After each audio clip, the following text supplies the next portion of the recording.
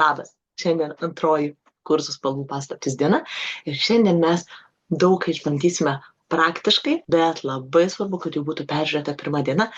Tai jeigu nematei pirmos dienos video, paieškok įrašo nuorodos, kurią įdėsiu į aprašymą, šiek tiek žemiau. Ir pirmą pasižiūrėk pirmą dieną ir tada keliausime prie antros. Kaip ir minėjau, mes dažnai turime daugiau geltonų, raudonų ir mėlynų negu po vieną. Ir šiandien mes praktiškai išbandysime, ką aš galiu sumaišyti, naudodama visas savo turimas geltonas, raudonas ir mėlynas. Tad keliaukime iš karto prie darbo. Kadangi mes dirbame su akvarele, išbandysime du skirtingus spalvų maišymo būdus. Tai pirmasis bus tada, kai mes sumaišysime visiškai šlapius dažus ir pažiūrėsime, kas iš to išeis. Jūsų pirmoji užduotis – išsibandyti visas savo turimas spalvas, nesvarbu kokią akvarelę beturėtumėte ir kiek tų spalvų būtų, ignoruokite visas spalvas, kurios jau yra maišytos ir rinkitės vien tik tai geltonas, raudonas ir mėlynas spalvas, nesvarbu kokio atspalvio jos būtų. Tai išbandysime visas savo geltonas, išbandysime visas savo raudonas ir išbandysime visas savo mėlynas. Pažiūrėsime, kaip jos draugauja tarpusavyje ir ką gražiausio galite su jomis sukurti. Jeigu turite kelis rinkinius, galite išbandyti kelis rinkinius, o šiuo atveju bandysiu vieną. Prieš kuriant būtų labai gerai spalvas nusiplauti. Ir aš pirmiausia pasiimu vieną kažkurią spalvą, pavyzdžiui, geltoną. Ir, pavyzdžiui, noriu išsibandyti visus oranžinius. Pasidarau keletą rutuliukų, kol jie šlapi. Aš į kiekvieną įdedu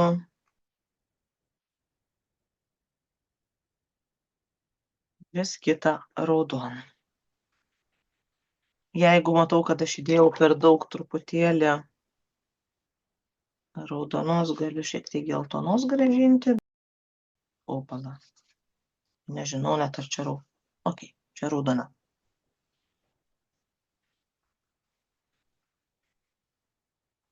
Ir liko dar viena neišbandyta raudona.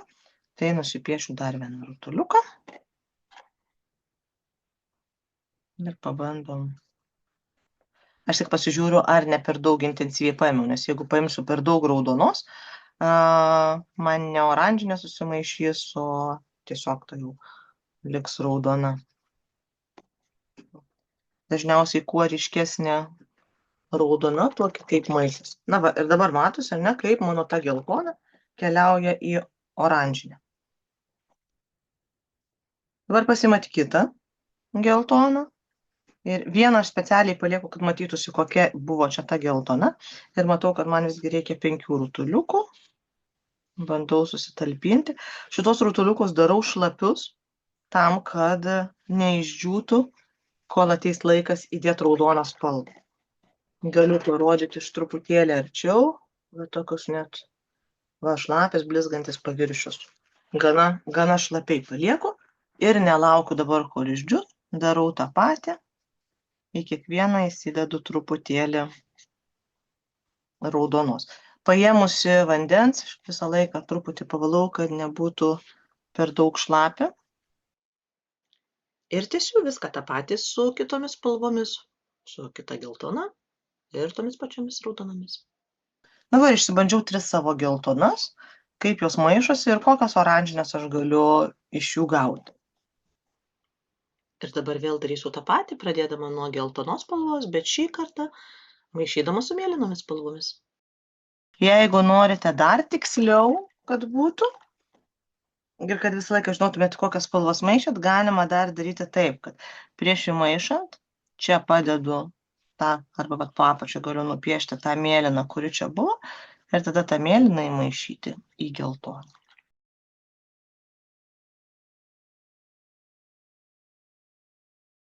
Na va, ir paskutinė pas mus yra žydra. Išbandykime ir žydrą. Pažiūrėsime, kas išeina. Kokia mėtinė. Ir matot, geltona ta pati, o žalių visa skalė. Dabar pasiimu kitą geltoną ir darau tą patį.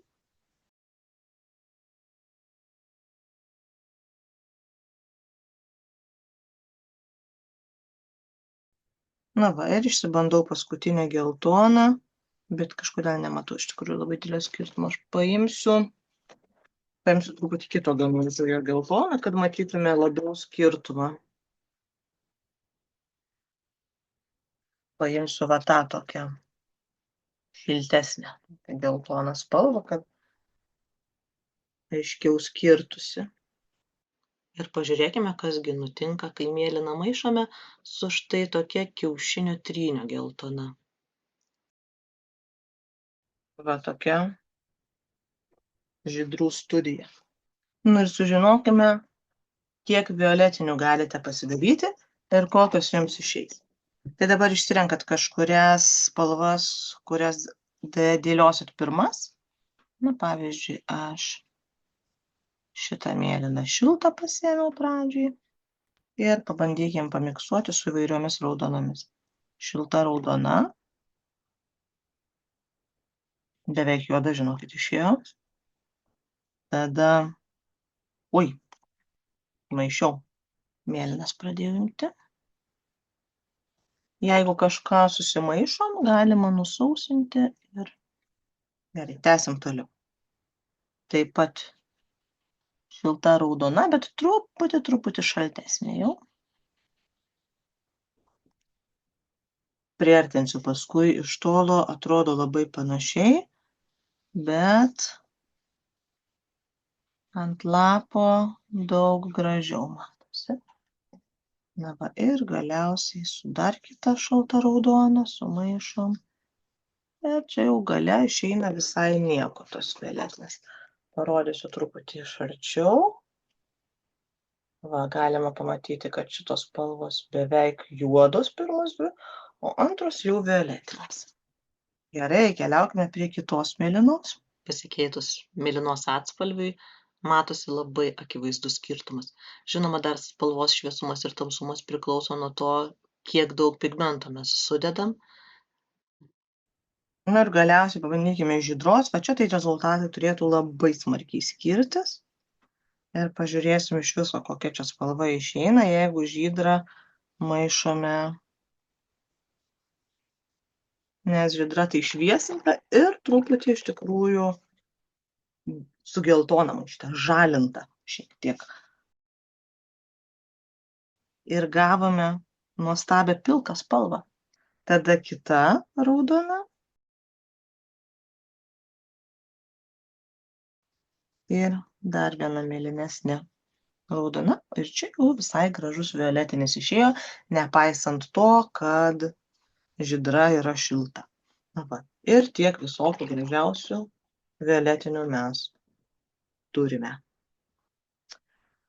Tai va, pasidarote tokią studiją ir galite turėti tokias lenteles ir gal šiandien tada ir baikime ties tokių pasibandymų.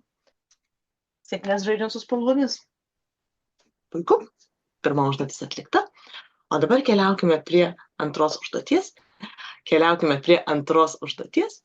ir pabandykime sumaišyti spalvas, jas sluoksniuojant vieną ant kitos. Prie darbo. Šį kartą išbandysiu kitus dažus ir dirbsime tokiu principu, kad tepsime dažus juostomis. Viena juosta tokia geltona.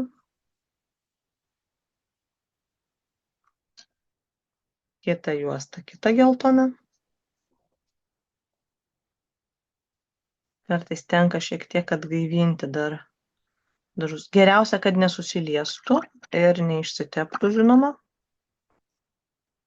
Paskui toliau išbandome savo raudonas.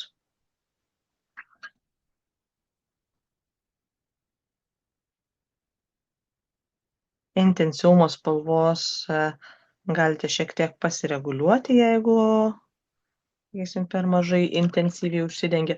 Bet kai sluoksniuojame, mes stengiamės nedaryti labai smarkiai ryškių spalvų, geriau, kad liktų šiokio tokio skaidrumo. Na va, ir keliauju prie mėlynų. Violetinę praleidžiu, nes mes vis dar dirbame su pagrindinėmis spalvomis.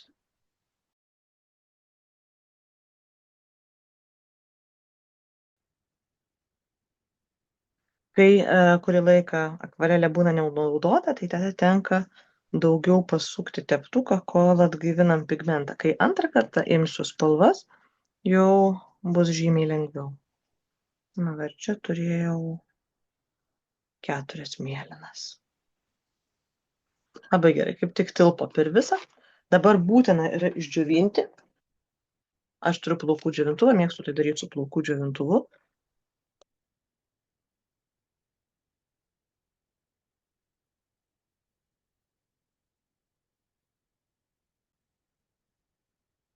Tam, kad galima būtų sluoksniuoti, turi būti 100% išdžiūvę. Tai kol pas mane yra kažkokios dėmelės, aš džiovinu. Tik tai galbūt reikėjo leisti šitam paskutiniai spalvai labiau įsigerti.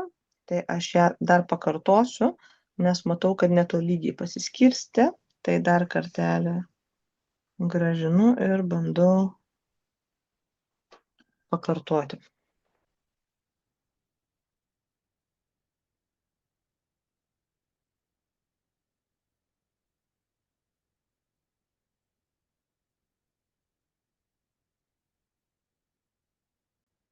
Na va, visiškai išdžiūvo.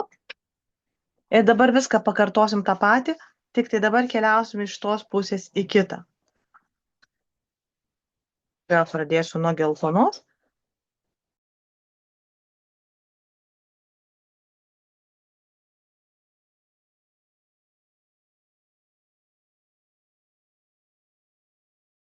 Ir kai sluoksniuoju, dažniausiai taip smarkiai nesusimaišo.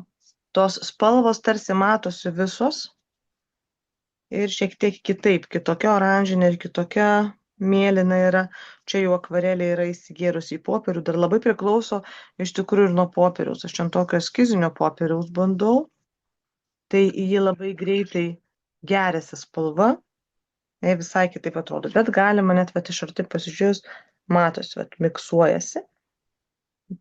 Bet visai kitokios iš tikrųjų žalios ir visai kitokie atspalviai išeina, kai mes sluoksniuojame spalvas. Dėl to ir norėjau su jumis dar atskirai padaryti šitą užduotį, kad jūs žinotumėte. Pirma, kaip dažai maišosi, kai juos sumaišot, o antra, kaip dažai maišosi, kai juos suklojat vieną ant kito. Labai svarbu nuo to, kuris eina pirmas, kuris antras, nes jeigu pirma yra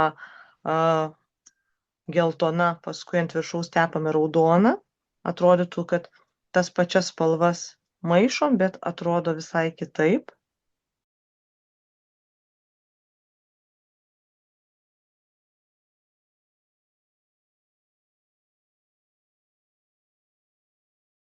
Čia mes pamatome dar ir kaip sluoksniuojasi ta pati spalva ant tos pačios ir kiek patamsėja, jeigu mes vieną spalvą ir kitą spalvą atrodo dedam tas pačias, bet tie susikirtimų visada patamsėja.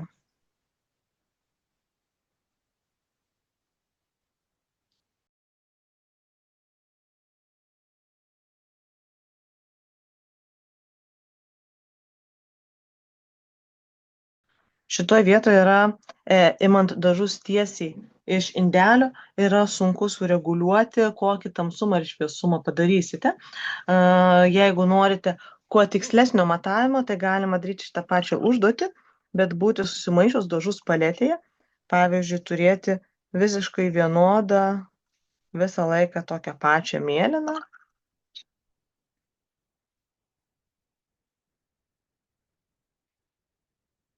Ir vieną kartą, kai užtepsite viena kryptim ir kitą kartą paskui, kai tepsite kitą kryptim, tai bus lygiai tokia pati mėlyna. Ta patį galima padaryti su geltonomis, bet šiuo atveju aš bandžiau tepti tiesiai iš indelių. Ne pats labiausiai pasitvirtinantis variantas. Na va, ir galima pasižiūrėti iš arčiau, koksgi yra skirtumas. po apačia geltona, ant viršaus mėlyna, bet ir yra tokia mėlyna, pro kurią tarsi, vat, kaip pro rūką, vat, lyg būtų mėlyna peršviečiama, žiūrit viską pro mėlyną stiklą ir jeigu po apačia yra geltona, jūs matote vat, viską žaliai, bet tas žalumas yra truputį kitoks negu čianai, kai filtras ant viršaus yra geltonas ir pro jį matom mėlyną. Labai panašu, bet nėra iki galo tas pats. Tai galima rinktis, piešiančius renkatės, kas jums labiau norisi, kad matytųsi ant viršaus. Ar labiau mėlyna, ar labiau norite tą geltoną pabrėžti. Ir tada renkatės, ką dėti po apačia, o ką dėti ant viršaus.